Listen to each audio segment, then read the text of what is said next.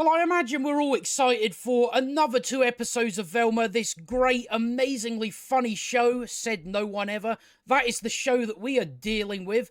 The show that is nothing more than misery, and for some reason it just won't end. It will just not end. I just have to keep reminding myself, there's only 2 more to go after this, and then we are done. We are done with this. I still don't even know if it's getting season 2. Wasn't long ago we heard that it's getting a season 2. Then it's now we're not getting a season. So I don't really know what's happening. The only reason it would get a season 2 is if the season 2 is already filmed. We know that for sure. But we have episode 7 and 8. I don't know. I don't know why we've got this many episodes. I really don't. I don't know why 10 episodes, and we've really achieved nothing. We've achieved nothing with the show. We've achieved nothing in making people laugh. Just it can't seem to achieve anything other than bitterness. That's all it seems to do, and it's just it's really getting old. I'm still at a loss for what else can I say about Velma other than just bullet point all the cringe and all just the absolute shit. We're still dealing with episodes where we start off in one place and then we go somewhere else. And then in episode 8, Velma finally finds her mum. She just appears out of nowhere. She didn't even have to try and look for her.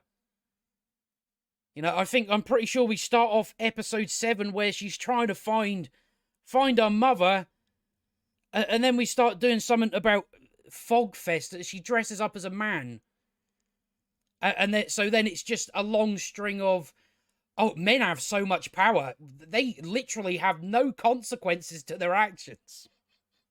So it's all that bullshit in episode 7. I believe episode 8 is all, I don't know, they fall down, they get trapped between a rock. It's like flashbacks and that. And they do like meta jokes about flashbacks in TV shows, and it isn't funny. So that's kind of what they go for. There's nothing funny in it. I have got some examples of the jokes I guess they think are funny, but again, it's just the same stuff. It's just statements. Here's this statement for you. I bet that'll crack you up. But it's nothing more than that. There's nothing clever. There's no clever jokes. It's just fucking depressing. That's all it is. That's all it really is. But I suppose we'll get into episode 7. See how quickly we can get through that, because fuck this show. So no, I'm on the wrong page here. So yeah, it just starts off with she's now gonna, because her hallucinations are gone, you know, those things that got in the way of her solving a fucking mystery for 6 episodes. She's got rid of that, so now she can start to begin looking for her mother, and everything's just a dead end. Because they found that note saying Jinkies, she's like, oh, I don't know why that would even be a license plate. I don't know. And then like some clown called Jinkies, and yeah, it's all going nowhere. So I'm just thinking, right, you're clearly shit at solving mysteries. Clearly, I think maybe you'd be better off pole dancing for your dad. Maybe that would be a better use of your time. I still can't believe I forgot to mention that the previous episodes, that she actually pole danced, stripped for a dad. How do we end up with this, people? How do we end up with it? I don't know. But yeah, everything is just a dead end. And yeah, I did write in my notes, so I thought this was like an origin of the mystery gang.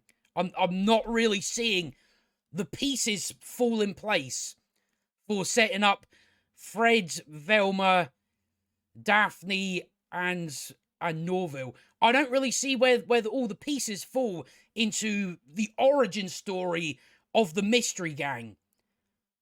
We're now 7 episodes in. I fail to see how this is going to turn into a mystery solving business. How is it getting there? I really don't know. So, yeah, I don't know. So, yeah, Velma's not talking to anyone. It's all about her and her shit. So, yeah, they go in here and her stepmom's dead. But it turns out it was a joke. It's, will you go to Crystal Cove Fog Festival? So, in this town, they have a festival because once a year they get loads of fog and it's spooky and stuff. So, there's some festival. So where people, I don't know why she's got to ask her husband. I don't know. I don't know, but Velma's not happy about that, you see. She's like, it's like, yeah, she even says, what happened to curfew? And I'm like, yeah, what the fuck did happen to curfew? Oh, we're not doing that anymore. We're not doing that anymore. And then she's like, because apparently with Fogfest, you have to have a date to be able to go there. To be admitted into the actual Fog Festival. So she's like, Fogfest is sexist because she's an ugly bitch and can't get a fucking date. So that's why it's sexist. It's not actually sexist. It's just she can't get a date. So that's how we're going to set up that she's going to dress as a man. Because for some reason, men can go into this festival without a date, but women have to have a date. Don't know. I don't know how that works, to be honest. I guess it was just a reason to call something sexist. Maybe that was the reason. I don't really know. So they're gonna go to Fogfest. There's no curfew. She's like, but there's a curfew. It's not a ghost. It's a serial killer. I don't know why the whole town is convinced it's a fucking ghost anyway. For what reason? So they're gonna go to this celebration. This goes on for a bit. Fred is kissing some pillow whose Velma looks more like Velma than the Velma in this show, doesn't it?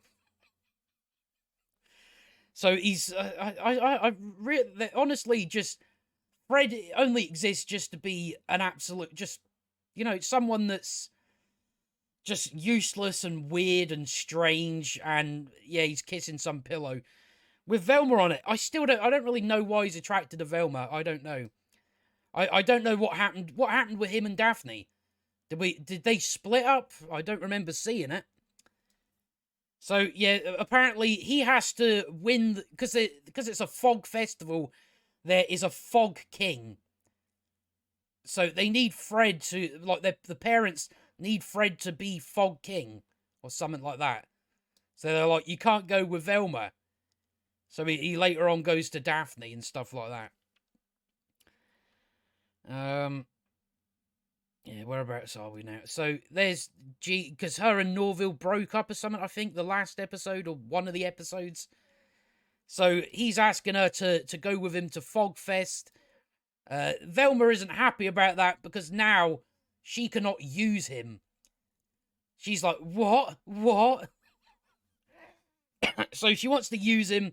She even later on, some of the shit she says, I'm like, you're just a horrible fucking bitch. You really are.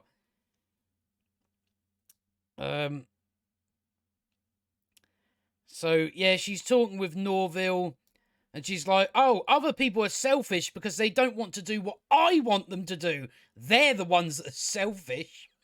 They want to go and have fun at a festival instead of do my thing. And I'm just like, you must realise what you're saying.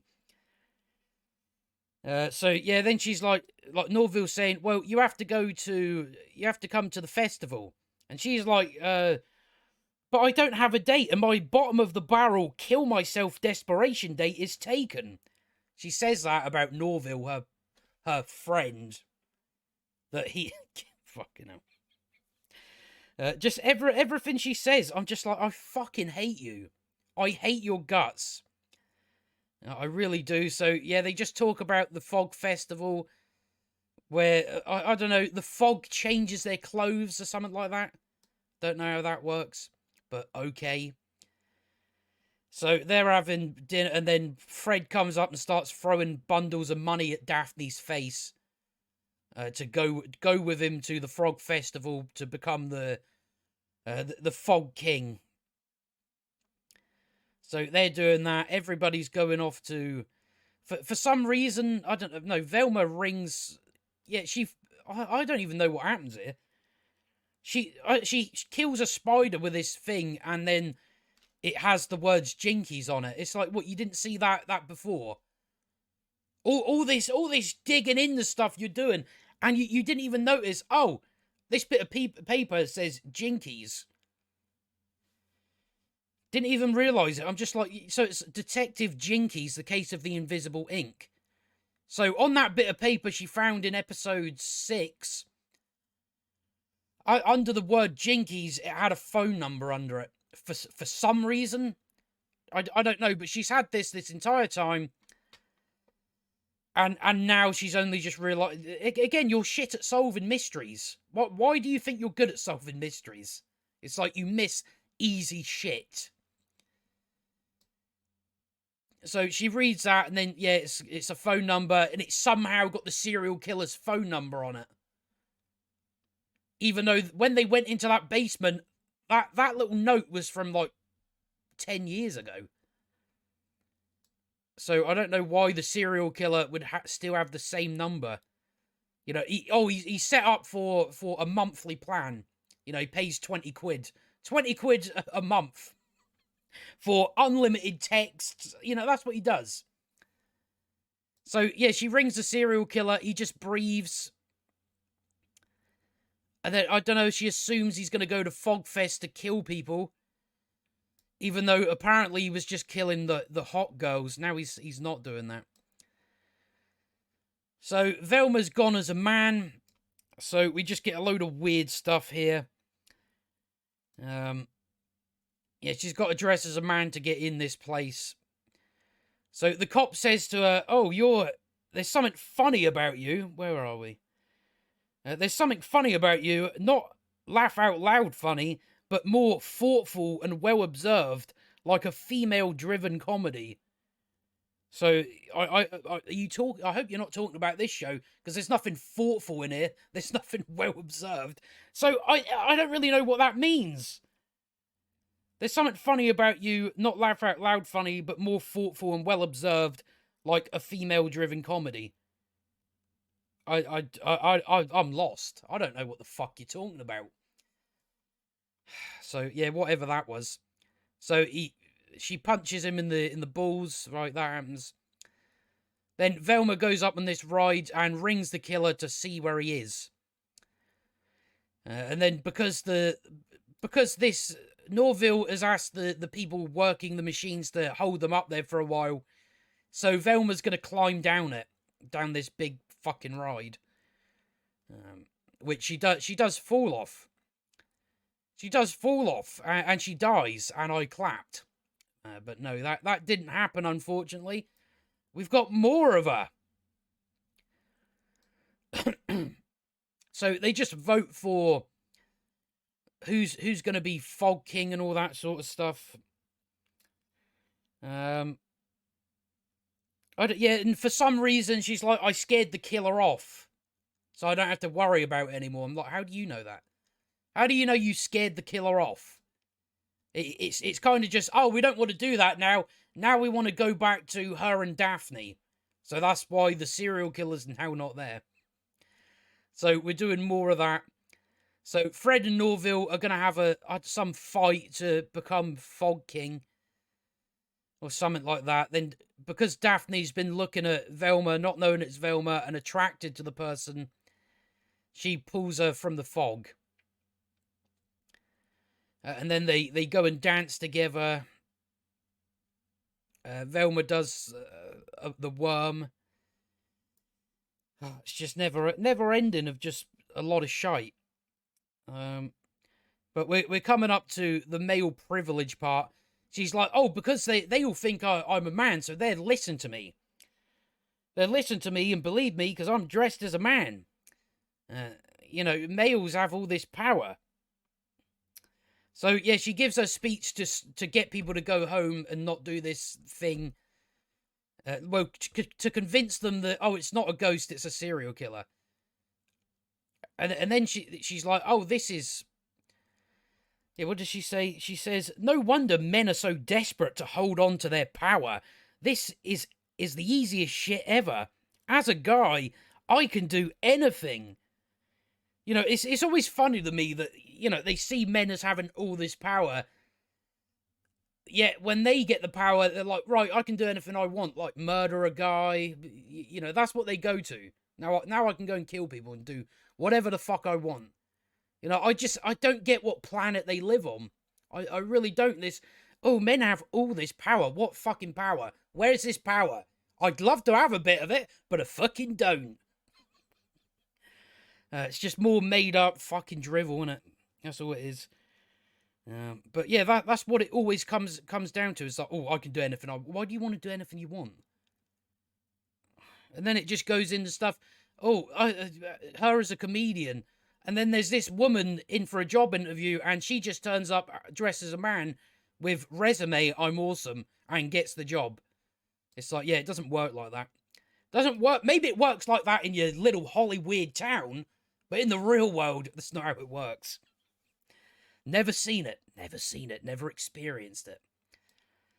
So it's just, and then she wins best artist or something. It's all like, it's like, just fuck off. So yeah, that's pretty much that. Then her and Daphne have a conversation, and then yeah, Fred tells her, "Oh, that's Velma." Fred tells Daphne that's Velma. Daphne gets upset about it. They eventually go back under the. Make sure I'm not missing anything. Yeah, when Daphne finds out that Velma's Velma, she says, "I'd punch you if men didn't sexualize women fighting." Fucking hell. So then they go under here and have a heart-to-heart. Velma's like, "Yeah, I suck. I should be a better friend." And I'm just like, you say this shit all the time. Like, yes, I should change. And then the next episode, you're back to your pricky self. So where is this growth? It's always something that's said. It's like, oh yeah, I suck. I'm not a good person. And it's like, you're not doing anything to change that though. How can you realize you are a piece of shit and not try and do anything about it? It's just stuff that's said to make you think that, oh yeah, she's growing as a character. No, she isn't. She's just saying, I suck, and then 2 minutes later, it's like, no, that doesn't come up. She never changes her shitty ways. So I don't know why we keep going down this road. You know, because she wants to get in Daphne's pants. That's it. That's it. So she'll just lie, manipulate. So yeah, this is the I suck and I don't give a fuck. And then the serial killer shows up and he doesn't kill them. Why? Just kill them. Just get it done. Finish the job. So yeah, because stuff goes missing at Fogfest, the serial killer goes to stab her and it turns into a chorito or whatever it's called. So then they try and do a joke about running through all these doors. They say it's not physically possible. It's like you got shot in the kneecaps, Fred, and still walked out your house. So I wouldn't really say, oh, going through all these different doors is a stretch. No, it isn't. What in this fucking world? So yeah, they do a joke about that. They're being chased by the serial killer. The fog disappears, and somehow the serial killer's phone is on top of Fred's head for some reason. So Velma's like, are you, or are you not the serial... No, you know he's not the serial killer. You just fucking seen him. He was chasing you. Fucking hell, you're so dumb. So, yeah, now they've got the serial killer's phone. Does anything else happen here? No. Yeah, I don't know, they talk about finding out who her mum's killer is or something like that. And then Fred gets taken by the serial killer. So, yeah, again, we did not solve any mystery. We didn't solve a mystery. We started out, I've got to find where my mum is. Doing all this solving, and then it turns into, oh, Fogfest, lesbian lover, teenagers. What a useless show. It really is an absolutely useless show, but let's dive into to episode 8 anyway, because fucking hell, this just goes on, this thing, doesn't it? So yeah, this episode is a lot of shite, in layman's terms. So where do we start? Let me just after that episode, after episode 7, you know, the serial killer and all that sort of stuff, we then start episode 8 with Velma saying, "From the moment Daphne and I met, it felt special." So what the fuck are we doing? Why are we starting on that note? I thought this was about a mystery. We keep going from serial killers, then we go to when Daphne and I first met, we knew it was special. So what? I don't know where you're going with this. It's just kind of weird, especially when you release 2 episodes on the same day. It's like people are going to watch episode 7, finish off on what that, and then they're going to start episode 8, and we're going to be talking about when me and Daphne first met, it felt very special. I don't know what we're doing. But yeah, we've somehow gotten there again. So yeah, we go from that to back in present day, where Fred's mum's like, Fred's missing. And then we go from we're pinned under a rock. So we're doing flashbacks where we're gonna try and make meta jokes about it. They're not funny, and fuck you. So they're in the car, and because Velma has the serial killer's phone, so she asks Daphne's mum's, the detectives somehow, if they can hack this phone to figure out where the killer is. And they're like, without any proof, that's the serial killer's phone. Our hands are tied. Yet we live in a world where Fred went to prison for murdering girls without any shred of proof whatsoever. But now when it comes, oh no, we can't do that. We ain't got no proof. It's like you sent a kid to jail, an adult jail for some reason, with no shred of proof, yet now you can't do this. You can't go, yeah, we'll hack the phone. It's like, she just told you it's a serial killer's phone. What is preventing you from just hacking it? Nothing. You didn't need proof to send a man to jail. You don't need proof to hack a phone. But we're just trying to be very inconsistent and irritating. So yeah, we're doing like flashbacks. So yeah, we get meta flashback jokes. I don't fucking care about it. Whatever. Do what you're gonna do. It's just so obvious that you lack any talent for, of a comedic ability when you have to keep resorting to meta jokes. The one thing I notice about this show is every joke somehow revolves around Hollywood, or, just being meta. Nothing can actually exist on its own without that. It needs that. Again, it's so obvious that the people involved in this show haven't experienced anything outside of Hollywood. That is why every joke is something to do with Hollywood, or it's just meta jokes. And it's like, just fuck off with meta jokes. If you ain't got the ability to do them, so why bother? So now Fred has been kidnapped by the serial killer, and now we have the dead girl's brains that can talk. So we've now went to brains talking. So then, the two mums said, oh, Daphne can help you hack the phone, because she was obsessed with someone before, and she hacked their phone, or something like that. Turns out she was obsessed with Gigi. So we're now doing that, so, of course, Velma gets all jealous about that. Very jealous person. So they hack into the phone. It just happens to be 1234. So yeah, they keep like throwing up shit like this. I didn't even bother reading it. I didn't bother. It's just flat. They're basically just trying to insult you by treating you like you lack any brains. So they have to explain what flashback this is and when it's happening. It's like, yeah, what is? It's not funny. I don't know why you think it is. So the three brains. I don't know if we come back to that, do we? The writers get a bit defensive. They say you going from Daphne, like talking to Fred about him going from like dating Daphne to wanting to go out with Velma.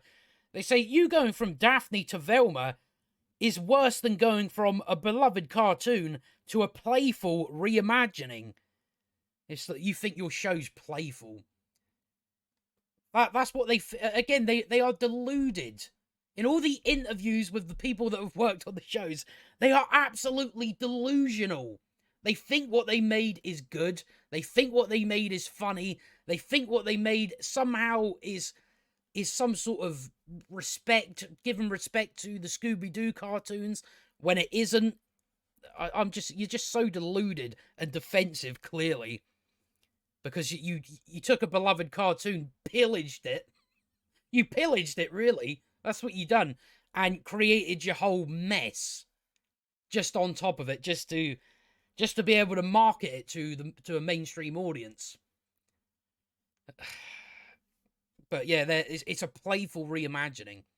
That's what this show is, apparently.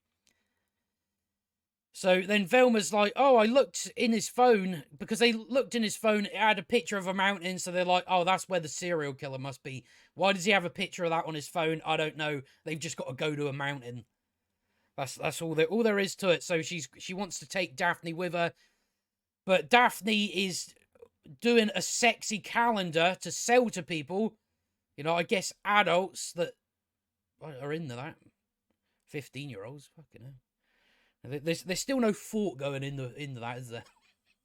It's just like we're gonna keep sexualizing these 15-year-olds, and they just don't think about it. So yeah, they say, oh, it's sexy calendars to sell to fight discrimination against hot girls. With our work, beautiful actresses can win awards playing unattractive women. Don't know what that is. I don't know. I don't really know what you're on about, but okay. So, because Daphne's not going to go with Velma, Velma pretends that her hallucinations are back. So she gets jealous, then she's becomes a manipulative bitch, which we've already seen plenty of times, to get Daphne to do what she wants to do. But yeah, they're trapped under this rock that somehow didn't crush their fucking legs. So yeah, now it's just flashbacks and flashbacks. That's really all it is. Fred starts banging the brains or something. They say, oh, he hooks up with like multiple brains or something. Whatever. So what? Yeah. So they go to this.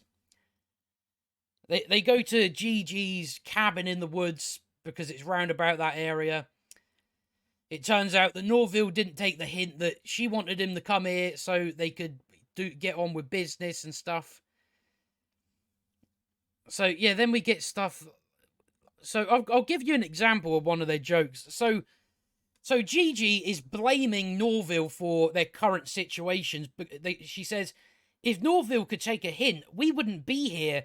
Like a 127 hours reboot with a bigger, more diverse cast that old people will gripe about. So that's all you're getting in jokes. It's like 127 hours reboot with a bigger cast, a more diverse cast that old people will gripe about. I'm like, yeah, what the fuck? Again, that's just a statement. That's just a statement. There's no joke in that.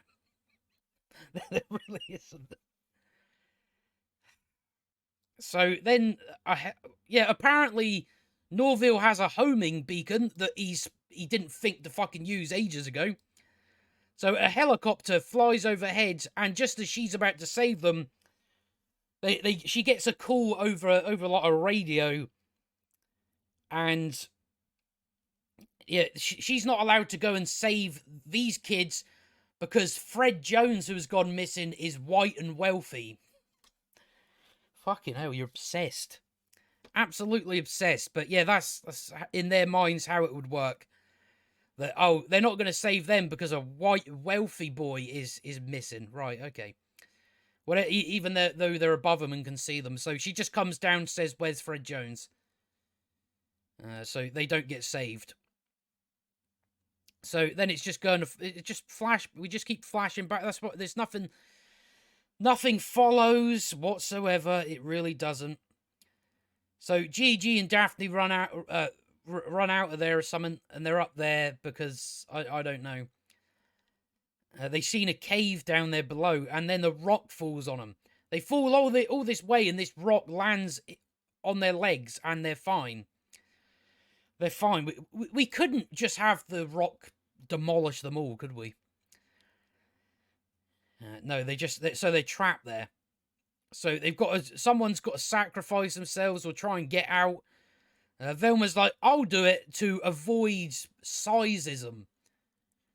Because they would all say, oh, you do it because you're the fat one. So she's like, oh, I'll do it anyway. So to avoid sizeism, it'll be me. Right, whatever.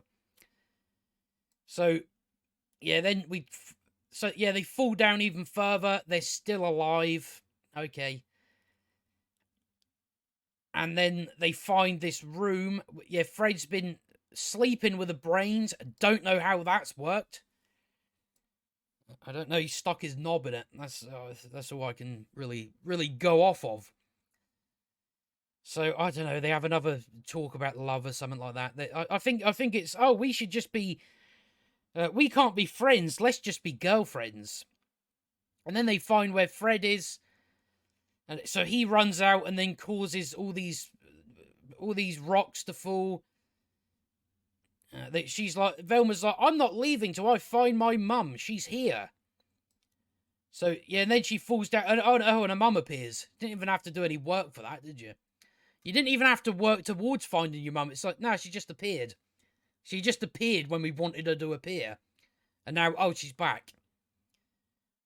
Without any answered questions whatsoever. And then they have the mystery van.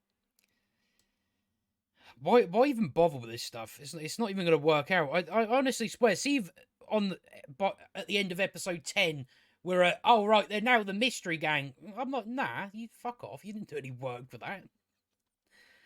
No, how this group came to be is not going to fit. But that's what we're going to do. So, yeah, there's some lava. They turn back, I guess, and fly up that car, and they're back out, and they're fine. Yeah, and then the news is there, and it's like, oh, they found her. And that's pretty much it. That's pretty much the episodes 7 and 8. And it's the same shit, different day. Nothing new about it, really. Nothing new to report, just a whole load of shit jokes. And stuff about, oh, men have got loads of power, and stuff about, you know, our show is a playful reimagining. No, it isn't. That's very obvious and apparent. I don't know why you're trying to convince yourself that that's what this show is, that it's a playful reimagining. It's just not funny. It really isn't. You know, what I'd want to see is like 10 seasons of.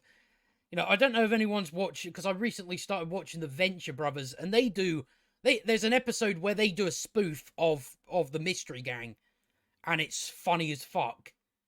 It's like, I'd quite happily love 10 seasons of that. But no, we've got Velma. We've got Velma. These are just the times we live in, but at least it's only another week to go, 2 episodes, 50 minutes all in, and then we're done with it. Then we get maybe a week's break off of shit stuff, and then it's back to a more big list of releases of just pure shit. Oh, I'm looking forward to being done with this. But yeah, I don't think I've got much else to say on these 2 episodes other than shit, really shit. Nothing else to report. So I guess I will see you on the next one.